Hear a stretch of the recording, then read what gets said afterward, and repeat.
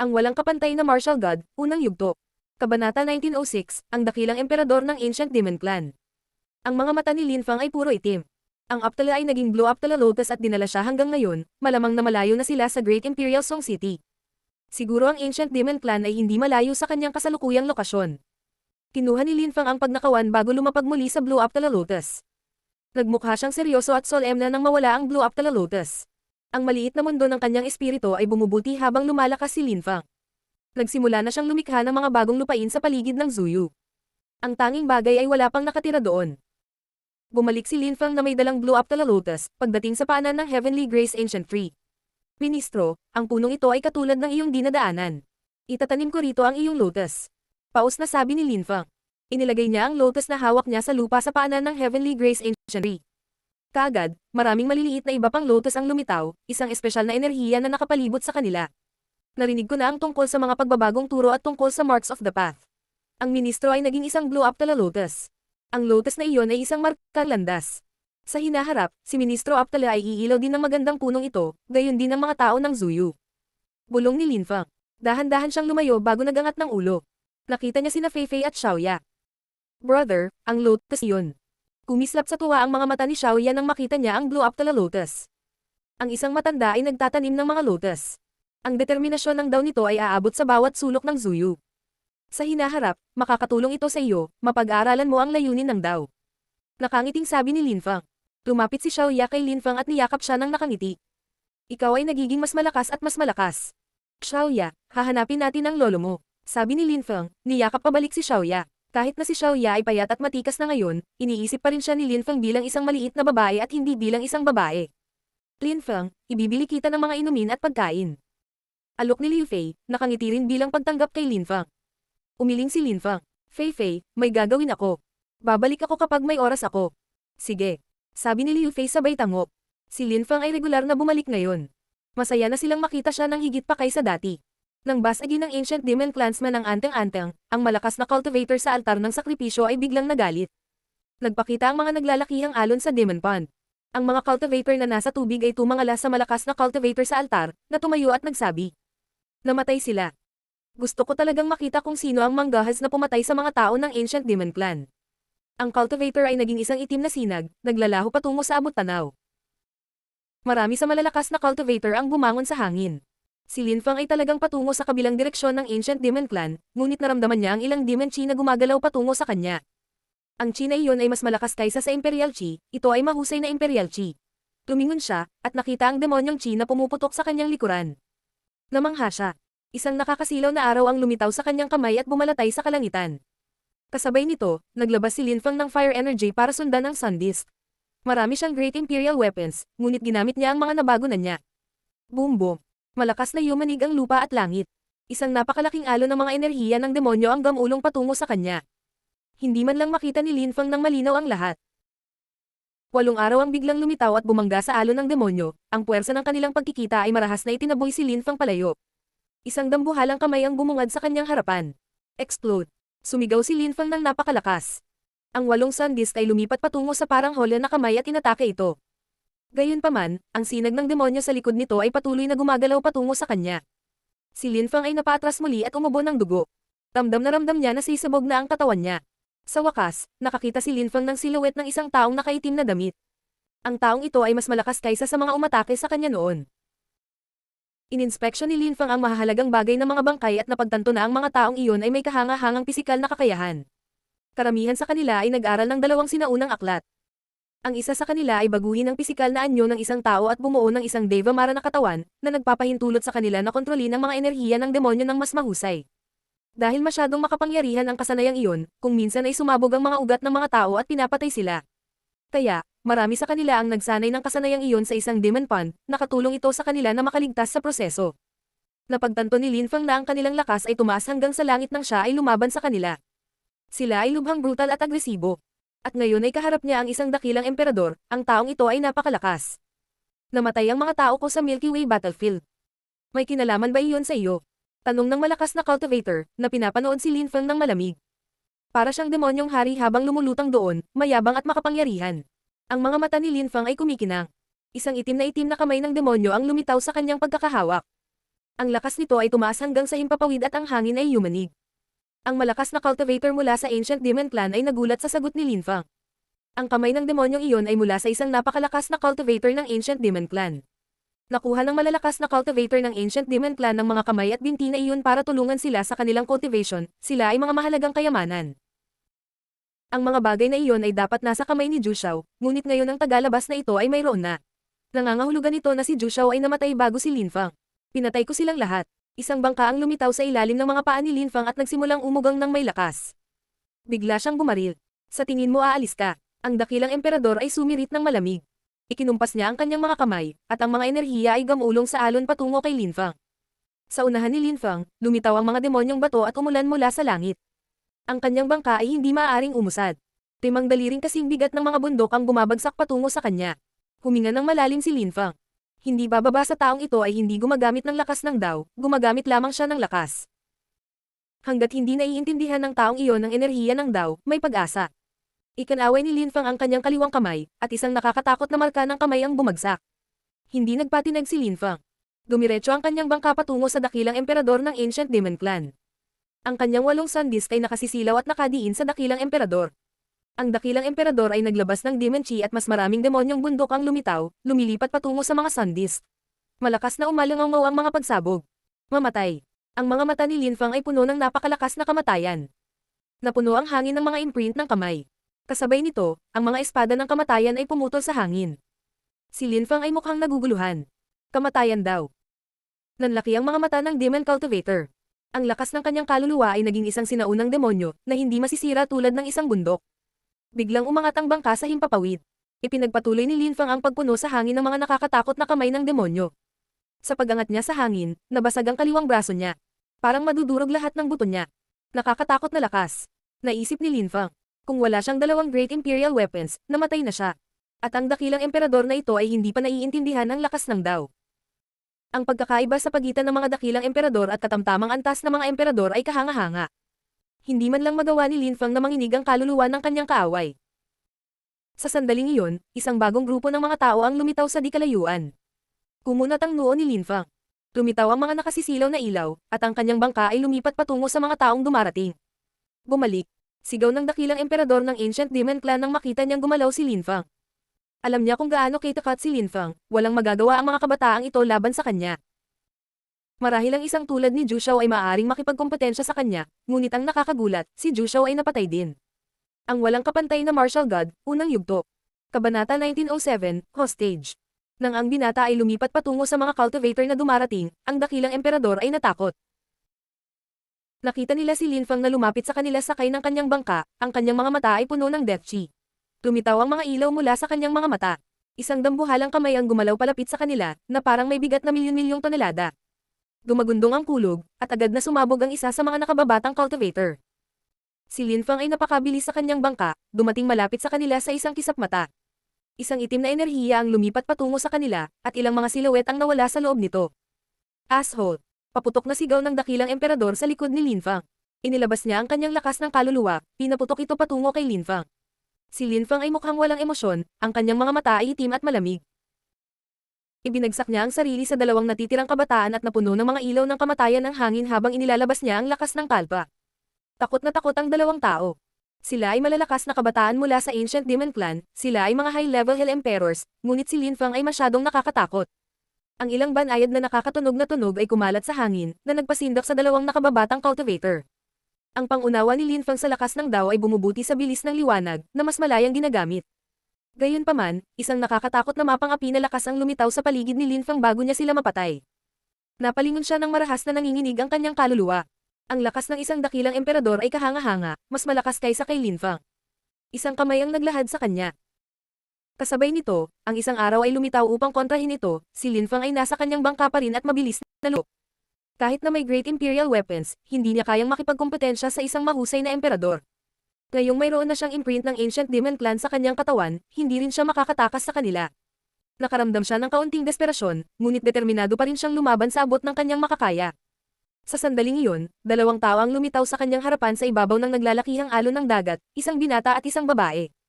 Sila ang mag-asawang Yama Hua at Juzi, pabalik mula sa Yama City. Sa sandaling iyon, tiningnan ni Juzi ang dalawang itim na mata at pareho silang tumakbo patungo kay Linfang. Hinahabol din ng isang miyembro ng Ancient Demon Clan ang taong ito. Isang sinaunang demonyong imprint. Napatingin si Juzi kay Linfang at sinabi sa babae. Hua, bumalik ka na. Sige. Pagsang-ayon ni Yamahua. Sumunod si Juzi at hinarang kay Linfang. Mukha siyang hindi magagapi, na parang walang makakatalo sa kanya. Nakasimangot si Linfang habang huminto sa harap ni Juzi. Si Juzi ay mukhang napakalakas. Gayunpaman, walang pagpipilian si Linfang. Itinaas niya ang kaliwang kamay at nuntok. Isang dambuhalang kamay ng demonyo ang lumitaw. Commandant paarap si Juzi. Mas maraming suntok ang dumagundong para kontrahin kay Linfang. Sinira ng kanyang mga suntok ang enerhiya at lumipat patungo kay Linfang. Ang lakas na ito. Nanginginig si Linfang. Hindi naintindi ni Linfang. Ang taong ito ay isang high-level na Hell Emperor, ngunit tila mas malakas siya kaysa sa dakilang emperador na humahabol sa kanya. Sa Bird's Flirt. Gayunpaman, ang kanyang mga kaaway ay nasira ang mga ito kaagad. Naging malapit na sila sa isa't isa. Sumipol ang invisible sword energies habang nakita ni Linfang ang nakakatakot na demon energies na lumabas mula sa katawan ng kanyang kalaban. Isang napakalaking kamay ang lumitaw at lumipat patungo kay Linfang, nakayuko ang espasyo sa paligid nito. Ang pag-atake ni Linfang ay naging kulay abo at naputol. Agad siyang naglabas ng life energy na damaloy sa buong katawan niya. Namutla ang mukha ni Linfang habang nakatitig kay Juzi. Napagtanto niya kung gaano kalakas si Juzi. Hindi niya akalain na ang Ancient Demon Clan ay magkakaroon ng mga nakakatakot na cultivator. Si Juzi ay mas malakas kaysa kay Jichang. Mas malakas pa siya sa dakilang emperador na humahabol sa kanya. Kung alam ni Linfang ang posisyon ni Juzi o ang kanyang reputasyon sa Yama City, hindi siya magugulat.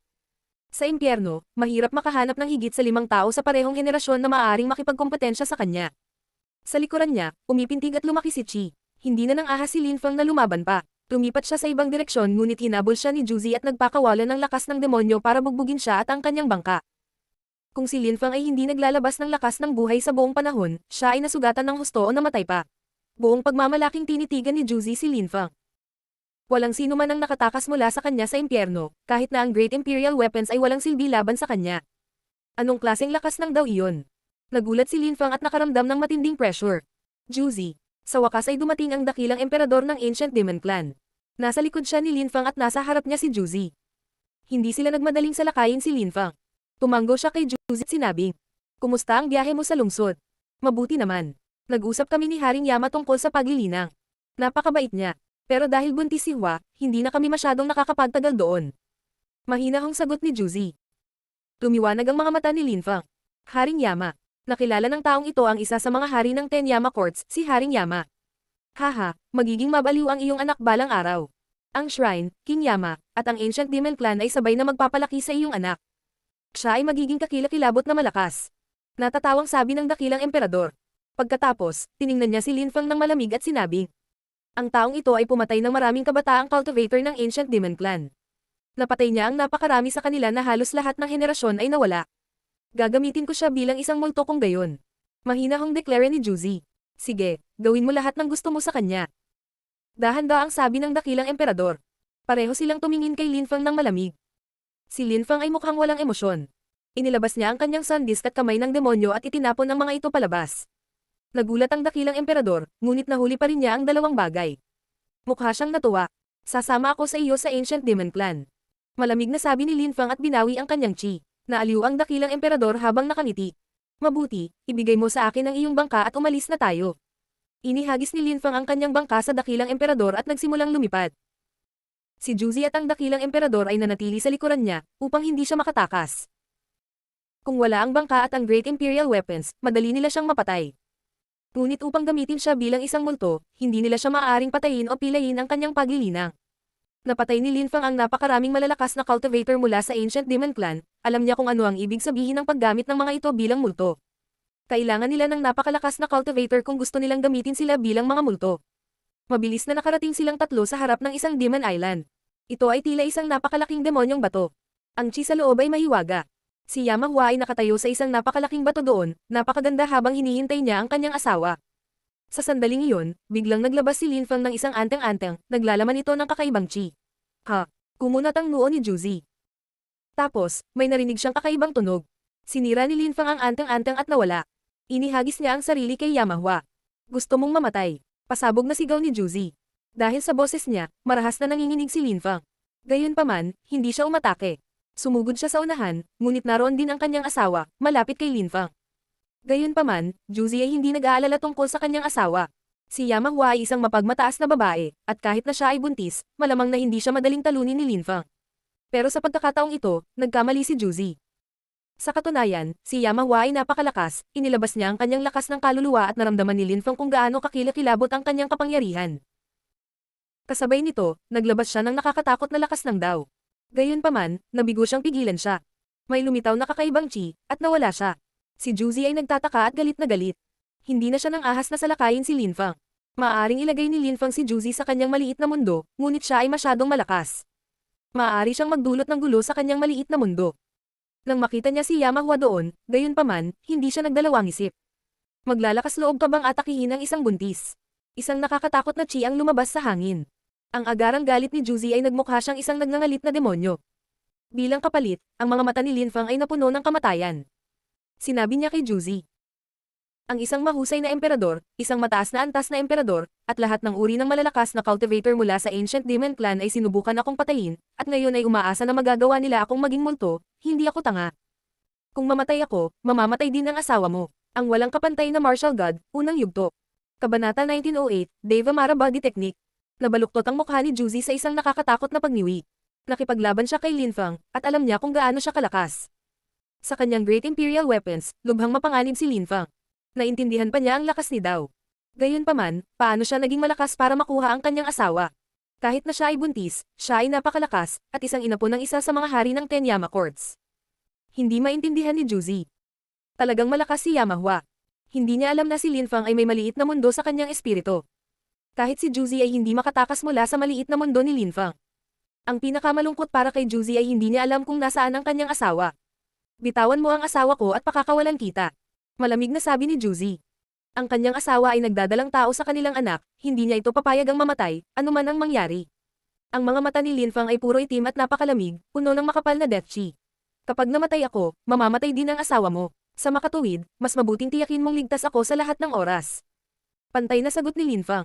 Pagkatapos, tumalikod siya at nakakagulat na tinungo ang Ancient Demon Clan. Si Juzi at ang dakilang emperador ay namangha at nakanganga pagkatapos niya. Lumitaw ang ilang malalakas na cultivator mula sa Ancient Demon Clan, malakas na chi ang ipinakita. Gayunpaman, sa sandaling iyon, nagpatuloy si Linfang sa paglalakad na parang walang tao. Walang makakahawak sa kanya. Sigaw ng isang boses na paputok. Ang malalakas na cultivator ng Ancient Demon Clan ay tumingin kay Linfang na parang naiintindihan nila kung ano ang nangyayari. Walang maaaring mangyari kay Yamahua, lalo na ngayong buntis siya. Nagpatuloy si Linfang sa paglalakad. Sa wakas, nakarating siya sa kailaliman ng Ancient Demon Clan at nakakita ng isang altar. May napakalaking demon pond sa harap ng altar. Maraming binata ang naliligo dito. Kumislap ang silwete ni Linfang. Isang binata ang biglang tumayo, ngunit hindi sa oras. Nagpakawala si Linfang ng nakakatakot na chi at iwinagayway ang kanyang kamay. Agad na umagos ang itim na tubig, at ang binata ay nalunod sa loob nito at namatay. Bastos! Sigaw ng isang tao na paputok. Ang kaluluwa ni Linfang ay nanginginig ng husto. Isang mas malakas na cultivator ang lumitaw sa itaas ng altar, na mukhang galit na galit. Kung susubukan mong hawakan ako, papatayin ko siya. Malamig na sabi ni Linfang. Walang nang ahas hawakan siya. Sumugod si Juzi at hiniling. Pakawalan mo ang asawa ko. Ipinapangako kung walang hahawak sa iyo, hahayaan ka naming umalis, ligtas at maayos. Kapag may nangyari sa asawa ko, papatayin kita, kahit anong mangyari. Galit na nagmura si Juzi. Nagsimulang umikot ang demon pond mula sa kanyang pagkabalisa. Tumingin muli si Linfang kay Juzi, walang ekspresyon ang kanyang mga mata. May sasabihin din ako. Lahat ng tao asar at walang makakaistorbo sa akin. Kung hindi, papatayin ko siya. Kung gagawin mo iyon, hindi ko siya patayin. Babalik ako sa Celestial Country, at bago pumunta doon, pakakawalan ko ang iyong asawa. Sa ganoong paraan, kahit na gusto akong patayin ng malalakas na cultivator ng Ancient Demon Clan, wala silang pagkakataong gawin iyon. Hindi ko rin kailangan na mangako ka sa akin ng kahit ano sa ganoong paraan. Malamig na sabi ni Linfang. Nababaliw na si Juzi.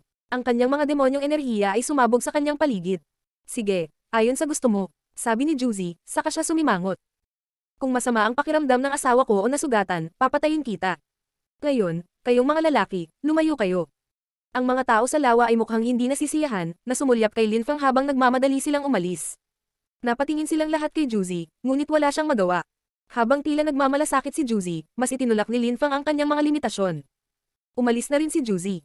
Hindi siya tiwala, ngunit hindi siya maaaring makipagsapalaran. Wala siyang pagpipilian. Si Lin Fang ay may asawa, na buntis sa kanilang anak. Pagkaalis ng mga tao, mukhang kalmado at payapa si Lin Fang. Pagkaraan ng ilang minuto, sinabi niya, "Kung may magpapatuloy na maniniktik sa akin, maaari kong bawiin ang sinabi ko." Isang nakakatakot na katahimikan ang namayani. Siguradong galit na galit ang clan. Napatay ni Lin Fang ang napakarami sa kanilang mga tao, ngunit wala silang pagpipilian. Ngayon si Lin Fang ay masayang naliligo sa Demon Pond. Pagkatapos noon, nanatiling kalmado ang kapaligiran. Si Lin Fang ay naka-cross-leg sa Demon Pond at tinatamasa ang lakas ng demonyo doon, nagiging mas malakas. Walang nakakaalam kung ano talaga ang ginagawa niya. Ngayon, sa Demon Pond, parang isang halimaw na sumisigaw sa sakit. Sa sandaling ito, tanging ang ulo ni Lin Fang ang nagpapakita sa ibabaw. Ang kanyang silhouette ay distorted, ang kanyang mukha ay mabangis. Ang mga ilaw ng demonyo ay kumikislap sa paligid niya, patuloy na sumasabog. Ang kanyang mga buto ay nangangatal at pumuputok. Ang mga taong hindi pa sinubukang pag-aralan ang kasanayan sa katawan ng Dev Amara ay hindi maintindihan kung gaano ito kasakit. Kinailangang masira ang buong katawan para maging isang Dev Amara body. Arg! Sumigaw si Lin Fang. Umungol siya na parang hayop sa sakit. Maraming tao sa Ancient Demon Clan ang hindi maunawaan, lalo na ang dakilang emperador na humabol kay Lin Fang. Alam niya ang ginagawa ni Lin Fang, pinag-aaralan niya ang teknik nila, ang Dev Amara body technique. Hindi kayang gawin ng mga ordinaryong tao ang sinaunang at misteryosong pamamaraan na iyon, napakaraming pamantayan. Ang mga tao ay kailangang maging napakalakas sa pisikal, at ang kanilang lakas ng dugo ay kailangang maging malakas din. Kailangan din nilang maunawaan ang life at death chi bago nila mapag-aralan ang mahiwagang pamamaraan na iyon. Bukod dito, ito rin ay isang pamamaraan na kanilang ginawa sa loob ng maraming taon. Nagsimula pa nga silang mag-aral ng mga basic noong bata pa sila para maintindihan ito kapag nasa hustong gulang na sila. Kailangan din nila ang tulong ng mahiwagang Demon Pond. Sa lahat ng pamantayang iyon, hindi pa naiintindihan ng maraming tao ang buong lawak ng mahiwagang aklat na iyon. Sino ang mag-aakala na may papatay kay Ju Xiao, at natupad ng kanyang pumatay ang lahat ng mga kinakailangan para magkaroon ng katawan ng Dev Amara? Para sa Ancient Demon Clan, isa itong kahihiyan. Wala silang ganoong problema sa loob ng 10,000 taon. Kahit na handa na si Lin Fang, hindi pa rin mabata ang sakit, lalo na sa mga unang minuto. Hindi pa siya nagdusa ng ganito. Muli siyang umungot. Ang Demon Pond ay kumukulo sa paligid niya, at isang misteryosong lakas ang bumangon sa hangin. Ang Demon Pond na iyon ay nilikha ng ninuno ng Ancient Demon Clan. Ang Demon Pond na nakita ni Lin Fang sa Celestial Country ay ginawa gamit ang mga sample nito. Isang misteryosong lakas ng demonyo ang nagsimulang damaloy sa buong katawan ni Lin Fang. Nagpapagaling na siya, pero masakit pa rin. Pakiramdam niya ay ipinanganak siyang muli. Naikuyom niya ang kanyang mga kamao at kumalat ang malalakas na tunog ng kaluskos. Naramdaman niya na mayroon siyang walang katapusang reserve ang lakas sa kanyang katawan ngayon. Biglang gumalaw si Lin Fang, nakangiting walang pakialam at tumayo. Ang lakas ng Dev Amara Kalpa ay kumikinang sa paligid niya. Ito ang ikatlong alon ng lakas ng Dev Amara Kalpa upang linisin ang kanyang katawan mula nang siya ay naging isang medium level na emperador. Tulad ng unang 2 beses, ang mga alon ng lakas ng Kalpa ay binomba ang kanyang pisikal na katawan ng 6 na beses, pagkatapos ay ang kanyang kaluluwa ng 3 beses. Gayunpaman, sa pagkakataong ito, mas nakakatakot sila kaysa sa nakaraang panahon. Ang mga thread ng energies ay naglalaman din ng ilang nakakatakot na explosive energies. Bago pa man makita ang lakas ng Dev Amara Kalpa, nais ng Demon Clan na makuha si Lin Fang at nakawin ang kanyang mga kakayahan, ngunit maaari lamang silang tumingin ng walang kapangyarihan. Ang walang kapantay na martial god ng yugto. Kabanata 1909, Pagbabalik sa Celestial Country. Matapos maunawaan ang katawan ng Dev Amara, naramdaman ni Lin Fang na nabuhay muli. Gayunpaman, hindi siya umalis sa Demon Pond. Naunawaan niya kung bakit mahal ng mga malalakas na cultivator ng Ancient Demon Clan ang lugar na ito, lalo na pagkatapos makakuha ng katawan ng Dev Amara. Mas madaling makuha nila ang enerhiya ng Demon Pond. Lumipas muli ang oras. Sa lawa, lumitaw ang isang bagong ilusyonaryong katawan na kamukha ni Lin Fang. Binuksan ni Lin Fang ang kanyang itim na mga mata at tumingin sa kanyang clone. Naiintindihan na niya ang mga pangunahing kaalaman sa Three-Leaf Scriptures. Nangangahulugan ito na wala siyang problema sa ganap na pag-unawa sa kanila sa hinaharap. Sa sandaling iyon, ang Lin Fang clone na nagsasanay ng cultivation sa isang misteryosong silid sa Champion University ay nagmulat din ng kanyang mga mata, at napuno ng mga mapanganib na ilaw ang hangin. Ang ilusyon ni Lin Fang ay bumalik sa kanyang katawan at nawala. Ipinikit muli ni Lin Fang ang kanyang mga mata at lamusong sa pond ng demonyo. Naiinip na si Juzi habang nakakrus ang paa sa isang napakalaking bato. Tumingin siya sa malayo at tumingin sa pond. Hindi na niya ito napigilan, ang sitwasyon ay may epekto sa kanyang paglilinang. Maaari lamang siyang umasa na tutuperin ni Lin Fang ang kanyang pangako at hindi papatayin ang kanyang asawa. Galit na galit si Juzi nang maisip niyang may makakapatay sa kanyang asawa sa isang kapritsyo. Juz. May tumawag sa isang tao sa sandaling iyon, at isang silweta ang lumapit sa kanya, lumapag sa harap ni Juzi. Nakasuot siya ng itim na damit at napapaligiran ng itim na demonyong layunin. Ancestor. Bati ni Juzi sa kanya. Nagkalat ang hangarin ng demonyo ng silweta. Mukha siyang malinis at bata, hindi mas matanda kay Juzi, ngunit mas matanda siya. Juzi, kung gusto mo, pupuntahan ko siya at papatayin ko siya. Sabi ng ninuno. Alam ni Juzi na madali para sa kanyang ninuno na pumatay ng isang cultivator ng Huangqi layer. Pero ang problema, ayaw niyang makipagsapalaran. Kung papatayin nila si Linfang, maaaring mamatay talaga ang kanyang asawa kasama niya. Magiging guilty siya sa buong buhay niya kapag nangyari iyon. Ancestor, ako na ang bahala sa kanya. Sabi ni Juzi. Nanatiling tahimik ang lalaki ng ilang segundo bago mahinang sinabi kay Juzi. Sige. Hindi naman siya makakatakas nasa hell tayo. Hahayaan kitang makipag-ayos sa kanya. Nawala siya sa larangan ng pangitain ni Juzi. Nanatiling tahimik si Juzi ng ilang segundo at pumikit para maghintay. Sa wakas, huling araw na. Bumangon si Linfang sa hangin. Agad namang dumating si Juzi sa tabi niya. Malamig na tiningnan siya ni Linfang. Ang mga silweta ay tumaas sa hangin sa paligid. Tumiti si Linfang ng malamig at walang pakialam na sinabi. Ibalik mo sa akin ang mga gamit ko ngayon. Binigyan niya sila ng kamay ng demonyo, isang sandisk at isang bangka. Lumitaw ang lahat kay Linfang at tumalon siya sa bangka. Alam kong may ilan sa inyo na gustong pumatay sa akin.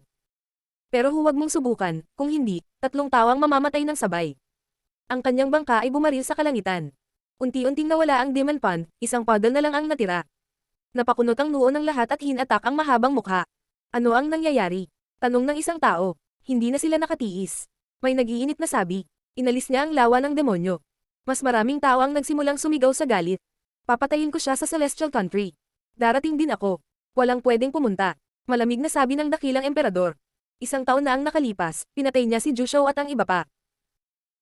Ngayon ay kinuha na niya ang aming Demon Pond at nasanay na ang ating Deva Mara body technique, at nalinas na rin siya ng lakas ng Deva Mara Kalpa. Tiyak na naging mas malakas siya. Si Juzi lang ang makakapatay sa kanya ngayon. Sa pasukan ng Celestial Country, may mga naghihintay pa rin. Mas marami pa nga ang tao sa pagkakataong ito kaysa sa dati. Ang mga tao mula sa lahat ng dako sa impyerno ay nagtipon doon. Ang nakaraang taon ay nakakatakot para sa impyerno sa celestial na bansa na may malaking digmaan sa Milky Way na larangan ng digmaan. Sa makatuwid, ang impyerno ay kailangang magpadala ng higit pang mga tao ngayon, at bawiin ito. Nang dumating si Linfang, nagsuot na siya ng mastara.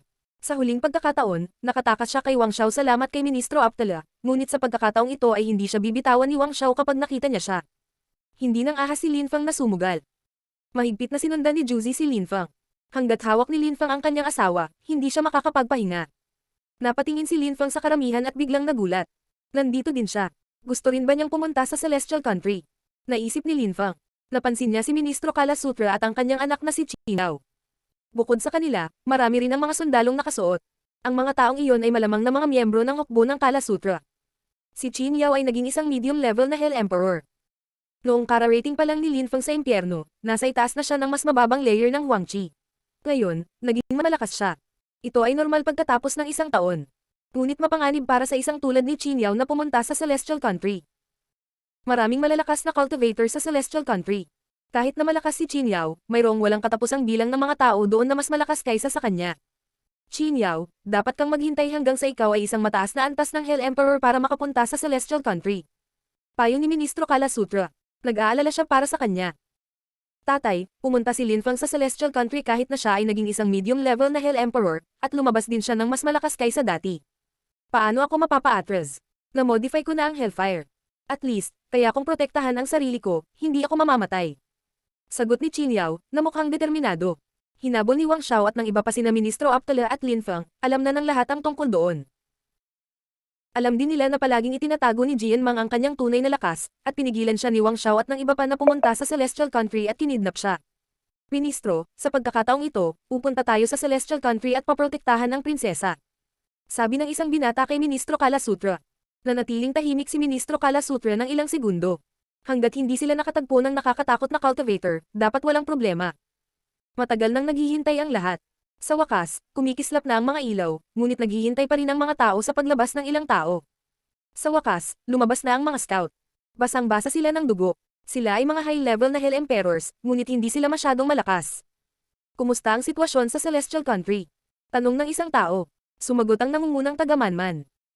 Sa taong ito, ang malalakas na cultivator ng impyerno ay lumaban-laban sa mga tagalabas, ngunit nagbago ang lahat. Ang Milky Way battlefield ay hindi na isang border area, may malalakas na cultivator sa lahat ng dako, sa magkabilang panig nito. Hindi masyadong sigurado ang taong iyon dahil hindi pa siya nakakapunta sa Milky Way battlefield. Ngayon lang niya narinig ang tungkol sa mga bagay na iyon. Ang gulo. Magulo ang lahat doon. Isip ng karamihan. Ang ilang mga tao ay nagpatuloy sa paglabas ng Celestial Country. Lumiwanag ang mga mata ni Lin Fang. Iyon ay isang perpektong pagkakataon. Huwag mong kalimutan ang iyong pangako. Malamig na ungol ni Juzi. Sumagot si Lin Fang. Kapag pumasok ako, pakakawalan ko ang asawa mo. Kapag may ginawa kang mali, papatayin ko siya. Pagkatapos ay kumislap si Lin Fang sa direksyon ng pasukan. Bago siya pumasok sa Celestial Country, isang babae ang lumitaw, at pumasok siya sa Celestial Country nang siya ay nahulog. Munting Hua. Bulalas ni Juzi, kumikislap at marahan niyang sinalo si Yamahua. Napakagaan ng loob niya. Pinalaya ni Lin Fang ang kanyang asawa, kung hindi, sinundan niya si Lin Fang at pinatay siya. Nataranta si Yamahua habang nagtanong. Nasaan siya? Nasa Celestial Country siya. Sagot ni Juzi. Si Yamahua ay mukhang natigilan saglit, bago galit na galit at nagtanong. Patayin mo siya, Juzi. Dapat mong patayin ang bastos na iyon. Malumanay na sinabi ni Juzi. Munting Hua, may ginawa ba siya sa iyo? Umiling si Yamahua, ngunit sinabing. Dapat mo siyang patayin. Ibabalik muna kita sa Ancient Demon Clan. Malamig na sagot ni Juzi. Ang walang kapantay na martial god, unang yugto. Kabanata 1910, Celestial Being. Si Lin Fang ay muling bumalik sa Celestial Country. Pagharap niya doon, maraming tao ang nakatingin sa kanya. Nakaramdam pa rin ng tensyon at delikado ang hangin. Pagkatapos ng lahat, pinag-aawayan ng mga tao ang teritoryong ito magpakailanman. Ang silweta ni Lin Fang ay kumikislap habang siya ay lumipad palayo. Ang malalakas na cultivator mula sa kontinente ng Siyam na Ulap ay wala rito. Pagkatapos ng lahat, ito ang pasukan mula sa impyerno, hindi sila maaaring narito sa buong oras, kung hindi ay nangangahulugan na ang buong Celestial Country ay pag-aari nila. Biglang, pinalibutan ng malamig na chi si Lin Fang. Mabilis na tumalikod si Lin Fang. Tiningnan niya ang cultivator gamit ang kanyang obsidian na mga mata, at ang taong iyon ay nanginginig. Gaano nakakatakot. Hindi siya pinansin ni Lin Fang at nagpatuloy sa paglipad. Pagkaraan ng maikling panahon, nakarating siya sa isang bulubundukin, at nakakita ng isang kuweba. Isang liwanag na sinag ang nagmula sa langit at lumikha ng bunganga sa lugar na iyon. Ang butas ay lumitaw nang si Lin Fang ay nagsasanay sa paglilinang noong nakaraang panahon dito. Doon din naroon ang pasukan ng Halakandre Fairyland. Walang tao sa loob. Nakahanap si Lin Fang ng kuweba at nagsimulang magnilay-nilay. Kailangan niyang maging mas malakas sa taong ito. Kaya, kailangan niyang pumatay ng maraming tao. Kahit medyo naging malakas na si Lin Fang, naisip pa rin niya na hindi siya sapat. Maraming tao dito ang posibleng matalo siya doon, gaya ni Ji Chang. Ang pangunahing bentahe ni Lin Fang ay ang kanyang paglalakad sa landas ng buhay at kamatayan. Gayunpaman, mas naiintindihan ni Ji Chang ang lakas ni Dao kaysa sa kanya, at mas nakakatakot si Juzi. Kahit na may Great Imperial Weapons, hindi siya matalo ni Lin Fang. Gayunpaman, mas kumpiyansa si Lin Fang kaysa sa mga taong hindi naiintindihan ang lakas ng Dao. Ilang tao sa kanyang henerasyon ang talagang makakatalo sa kanya. Sa sandaling iyon, sa kontinente ng Siyam na Ulap, sa rehiyon ng madilim na gabi, sa Champion University, naramdaman ng mga tao mula sa Tiantay ang ilang mapang ipong mga enerhiya. Sa looban ng Tiantay, ilang tao ang nagtipon. Hao Qinglin, Tian Chi, Yun Qingyan, Tantay, Jing Shou, Huang Fulong at iba pa. Roo Exi. Noong nakaraang taon, bumalik si Emperor Wu Tianjian sa Sword Mountain. Matapos siyang maging isang dakilang emperador, nagsimula siyang magnilay-nilay sa pag-iisa, pag-aaral ng Celestial Evolution Holy Scriptures at palakasin ng kanyang Nihility Sword Scriptures. Sa huli, nagawa niyang maunawaan ang landas ng Nihilismo. Natalo niya si Emperor Taijian, pinatay siya. Si Emperor Wu Tianjian ay naging bagong pinuno ng Sword Mountain.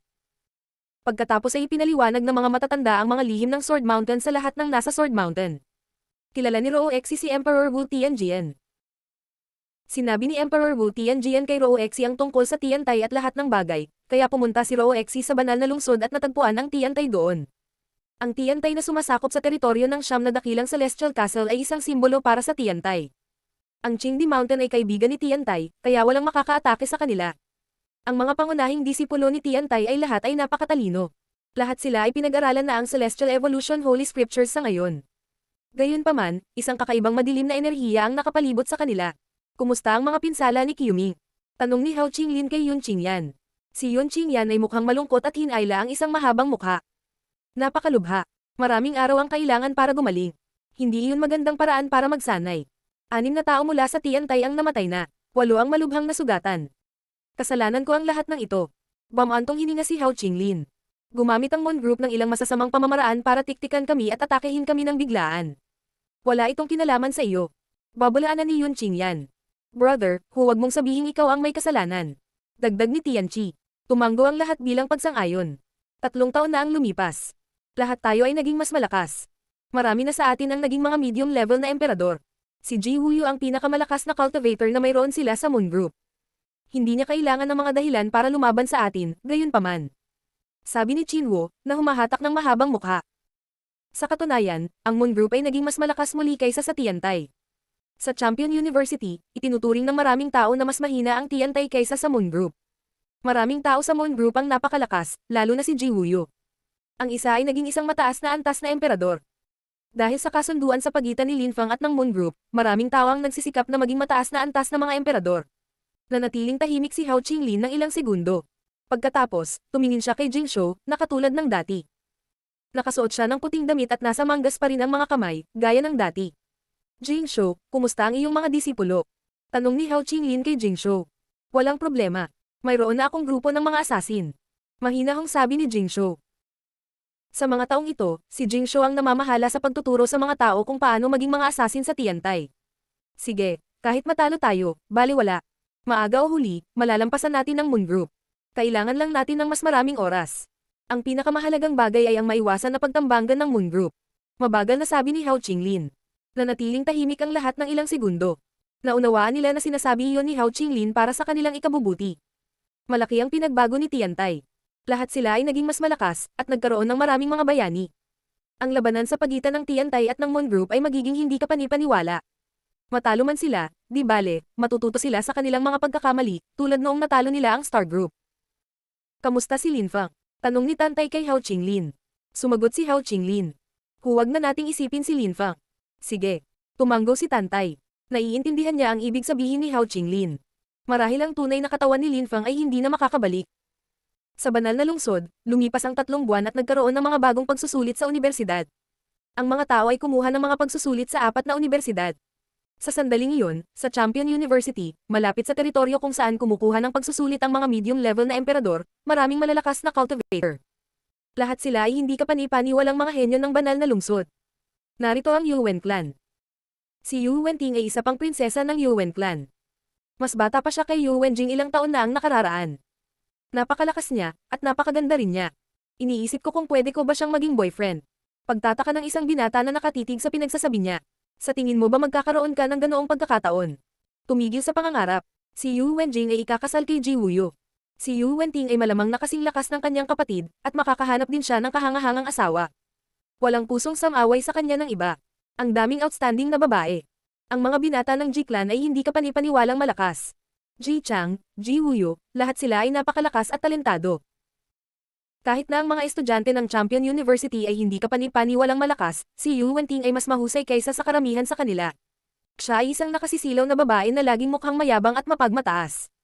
Sa di kalayuan ay may sumulpat na ibang nakasuot ng puting damit. Nakasuot siya ng belo na nakatakip sa mukha niya. Phew! Napakagandang babae. Single ng isang binata. Marami na siyang nakitang magagandang babae sa kanyang buhay, ngunit ang isang ito ay napakaganda. Maraming tao ang nakatingin sa kanya at hindi makatingin sa malayo. Mukha siyang diyosa. Napakaganda niya, nakakapangakit. May ibang nag-blur out. Napabuntong hininga ang lahat. Ang ganda. Nais nilang makita ang kanyang mukha, hoiin ang belo na nakatakip dito. Sa maikling panahon, ang lahat ay tumigil sa pagtingin kay Yuwen Ting at tumingin sa bagong babae na darating. Maganda siyang bumagsak sa lupa, napapaligiran ng celestial chi. Nadarama ng lahat kung gaano kalamag ang kanyang chi. Gustong lumapit ng mga tao, ngunit hindi nila magawa. Isa na siyang katamtamang antas na emperador. Lahat ay may isang naisip. Ang babaeng ito ay kailangang maging isang prinsesa, ngunit mula sa aling maimpluwensyang grupo.